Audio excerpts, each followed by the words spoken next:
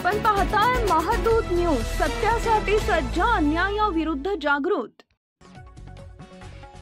उपमुख्यमंत्री अजित पवार यांच्या आर्थिक परिस्थितीनुसार आरक्षण मिळावं या वक्तव्यावर मराठा आरक्षण याचिकाकर्ते विनोद पाटील यांची प्रतिक्रिया।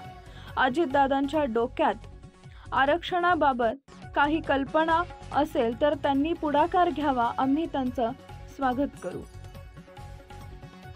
निश्चित आज अजितदादांनी बऱ्याच दिवसांनी मराठा आरक्षणाबद्दल किंवा आरक्षणाबद्दल एकंदरीत आपली भूमिका मांडली। सर्वप्रथम मी दादांचं बोलण्याचं मी स्वागत करतो, यासाठी करतो की आम्हाला अपेक्षा आहे राज्याचे मुख्यमंत्री उपमुख्यमंत्री यांनी स्पष्ट भूमिका मांडावी व जे काही आपसामध्ये वाद चालले थांबून ठोस टिकणारं आरक्षण याचा फॉर्म्युला सांगावा व ते लागू करावं।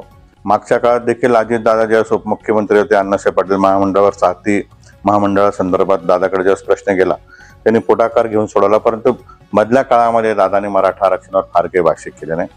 त्यामुळे ते जे वक्तव्य त्यांनी केलं त्यात 2-3 गोष्टी त्यांनी एकत्रपणे सांगितल्या। त्यांनी आर्थिक निकषाचा उल्लेख केला।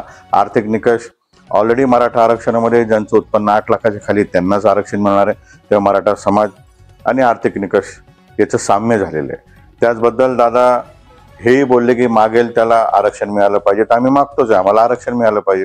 आणि तिसरी गोष्ट दादा त्या ठिकाणी बोलले की आपसामध्ये वाद करू नका, तर तिन्ही गोष्टी या आमच्याशी संबंधित आहे। त्यामुळे मी दादांना विनंती करतो की त्यांनी राज्याचे नेते म्हणून, मराठा समाजाचे नेते म्हणून पुढाकार घ्यावा, टिकणारा आरक्षणाचा फॉर्म्युला द्यावा, ते कसं लागू होईल, त्याचा समाजाच्या घटकाला कसा फायदा होईल याच्यावर भाष्य करावं आणि भूमिका मांडावी। जर त्यांनी खुलेआम भूमिका घेतली आम्ही त्यांचं स्वागत करू। ह्या गोष्टीमुळे ओबीसी आणि मराठावाद निश्चित त्यांचं वक्तव्यच तसं होतं की आपसात वाद करू नका, तर आम्हाला कुठल्याही प्रकारे वाद करायचा नाही आणि आम्ही वाद करणारे नाहीत। छत्रपती शिवाजी महाराजांचे संस्कार आमच्यावर आहेत आणि दादांनी फॉर्म्युला द्यावा, खरं तर दादांनी जबाबदारी घ्यावी असं देखील मी आपल्या माध्यमातून सांगतो।